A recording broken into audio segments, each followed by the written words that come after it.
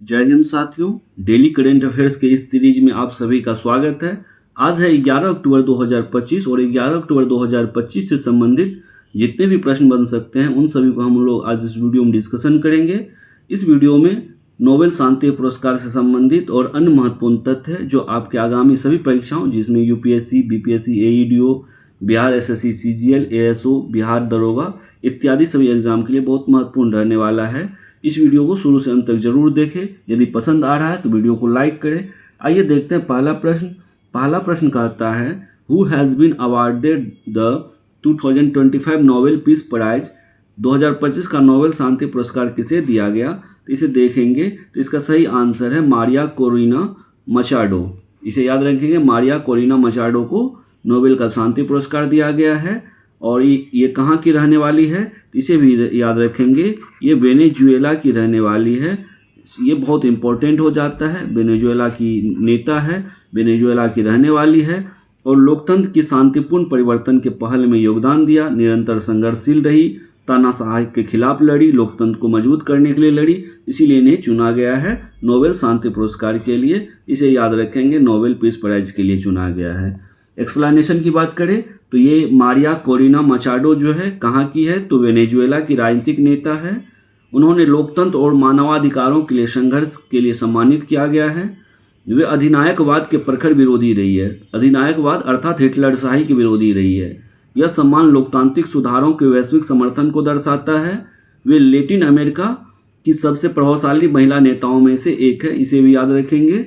अगला प्रश्न देखते हैं, where was the IUCN world conservation congress 2025 held, where India unveiled its national red list road map and vision 2025 and 2030।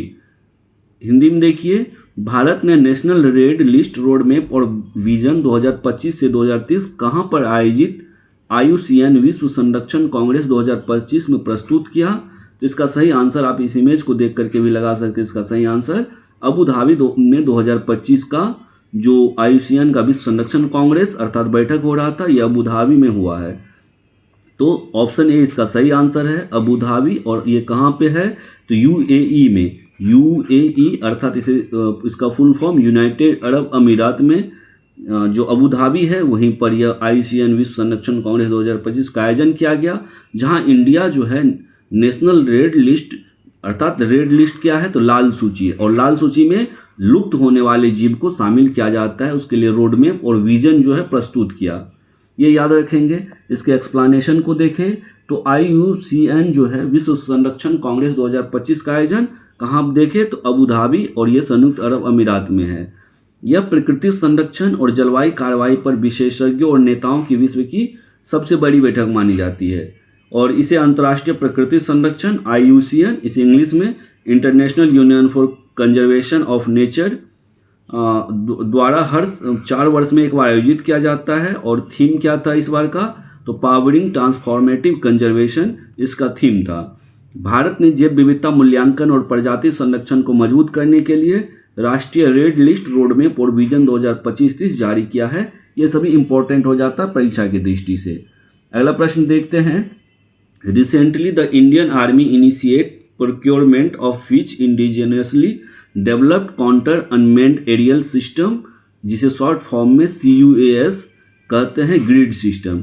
हाल ही में भारतीय सेना ने किस स्वदेशी रूप से विकसित काउंटर अनमेंड एरियल सिस्टम अर्थात ग्रिड सिस्टम की खरीद की प्रक्रिया शुरू की है, तो ये देखिए, ये है सक्षम।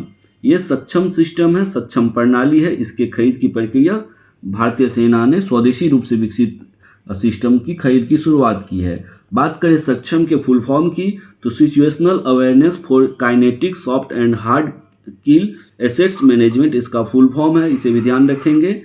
बात करें तो यह भारत इलेक्ट्रॉनिक लिमिटेड द्वारा विकसित एक स्वदेशी काउंटर अनमेंड एरियल ग्रिड प्रणाली है, जिसमें अनमेंड अर्थात मेन नहीं होगा, आदमी के बिना ये चलेगा, तो काउंटर अनमेंड एरियल सिस्टम है। अर्थात यह भी एक ड्रोन का टाइप है। यह टैक्टिकल युद्ध क्षेत्र में पूर्ण वायु क्षेत्र सुरक्षा सुनिश्चित करेगा और यह AI और एकीकृत सेंसर के माध्यम से वास्तविक समय में शत्रु सेना की ड्रोन की पहचान करेगा, ट्रैकिंग करेगा और उसे निष्प्रभावी बना देगा। यह सुरक्षित आर्मी डेटा नेटवर्क पर कार्य करता है और आकाशतीर प्रणाली के साथ जुड़कर बेहतर स्थिति जन जागरूकता प्रदान करता है। ये सभी सक्षम से रिलेटेड है, इसे ध्यान रखेंगे।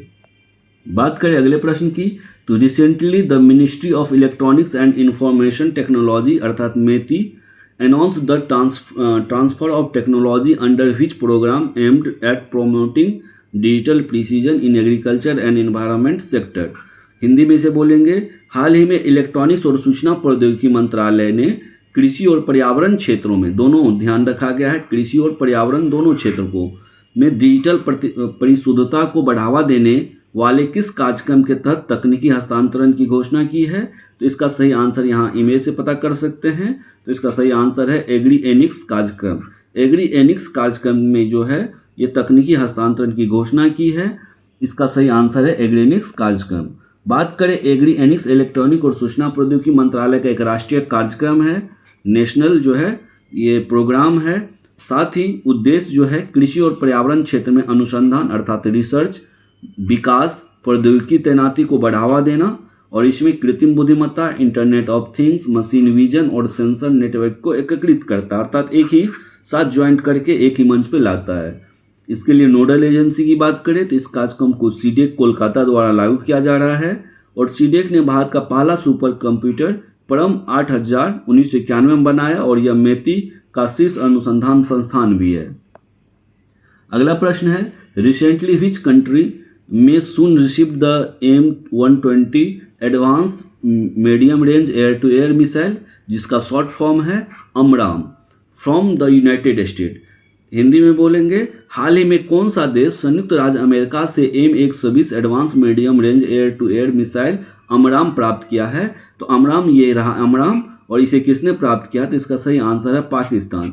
पाकिस्तान ने अभी संयुक्त राज्य अमेरिका USA से M120 advance medium range air to air missile जो है जिसे शॉर्ट में अमराम कहते हैं ये प्राप्त किया है। आइए देखते हैं इसके डिटेल डिस्कशन को। तो USA अर्थात अमेरिका जल्द ही M120 अमराम मिसाइलें पाकिस्तान को देने वाला है और यह समझौता पाकिस्तान द्वारा वाशिंगटन को रेयर अर्थ मिनरल्स भेजने के बाद हुआ। पाकिस्तान क्या किया है, तो वाशिंगटन को रेयर अर्थ मिनरल भेजा और इसके बदले USA ने M120 वाला एक रडार निर्देशित हवा से हवा मार करने वाली मिसाइल दी है जिसे संयुक्त राज्य अमेरिका ने विकसित किया था। इसे 35 देशों से अधिक द्वारा उपयोग किया जाता है जिसे नाटो और एशिया के सहयोगी देश भी शामिल हैं और पाकिस्तान द्वारा इसे प्राप्त करने से क्षेत्रीय वायु शक्ति संतुलन पर असर पड़ सकता है। अगला प्रश्न है, which university top the Times higher education the world university ranking 2026 अर्थात टाइम्स हायर एजुकेशन जिससे शॉर्ट फॉर्म में THE बोलते हैं, वर्ल्ड यूनिवर्सिटी रैंकिंग 2026 में कौन सा विश्वविद्यालय शीर्ष स्थान पर रहा है। जो 2025 में आंकड़ा दिया गया ये 2026 के नाम से प्रकाशित हुआ है और इसमें जो सबसे शीर्ष स्थान रहा है पूरे वर्ल्ड में, पूरे विश्व में, इसका नाम है university of Oxford. University of Oxford यहाँ देख सकते हैं टाइम्स एजुकेशन हायर जो है वर्ल्ड यूनिवर्सिटी रैंकिंग 2026 जारी किया है, इसमें यूनिवर्सिटी ऑफ ऑक्सफोर्ड टॉप पे रहा है। देखेंगे इसके एक्सप्लेनेशन को, तो यूनिवर्सिटी ऑफ ऑक्सफोर्ड यूके में है, यूके यूनाइटेड किंगडम में है। Times higher education world university ranking 2026 में अपना शीर्ष स्थान प्राप्त किया है और यह लगातार 10वें वर्ष है ये जो यूनिवर्सिटी है ऑक्सफोर्ड ये शीर्ष स्थान प्राप्त की है। यह रैंकिंग टाइम्स हायर एजुकेशन पत्रिका द्वारा प्रकाशित की जाती है। यह मूल्यांकन, शिक्षण, अनुसंधान, ज्ञान हस्तांतरण, अंतर्राष्ट्रीय दृष्टिकोण के 18 संकेतकों पर आधारित होती है। और भारतीय संस्थानों की बात करें तो भारतीय विज्ञान संस्थान IISc बेंगलुरु अग्रणी रहा इसमें, जो 2001 से 2050 की श्रेणी में शामिल है। अर्थात यदि प्रश्न पूछा जाए भारत की कौन सी संस्थान शीर्ष स्थान प्राप्त किया है तो याद रखेंगे भारतीय विज्ञान संस्थान या इंग्लिश में IISc बेंगलुरु इसमें शीर्ष स्थान प्राप्त किया है।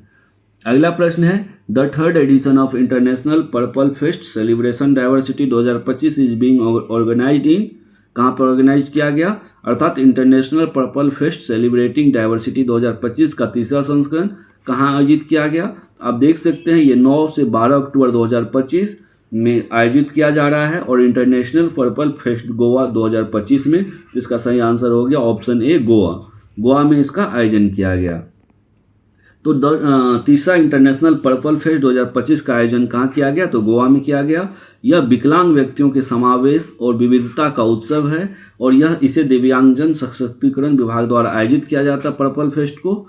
और इसमें खेल, सांस्कृतिक, तकनीकी, नवाचार कार्यक्रम भी शामिल होते हैं। गोवा ने पहले आयोजन किए और जिससे यह अस्थायी स्थल बन गया। सबसे पहले गोवा आयोजित किया था, तब से यह अस्थायी स्थल बन गया, इसे याद रखेंगे, तब से यह अस्थायी स्थल बन गया है।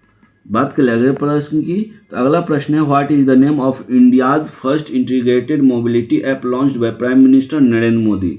भारत के पहले इंटीग्रेटेड मोबिलिटी ऐप का नाम क्या है जिसे प्रधानमंत्री नरेंद्र मोदी ने लॉन्च किया है? ये देखिए प्रधानमंत्री नरेंद्र मोदी लॉन्च कर रहे हैं और कौन सा ऐप कर रहे हैं? तो मुंबई वन ऐप। तो इसका सही आंसर हो गया मुंबई वन ऐप को लॉन्च किए हैं किसने?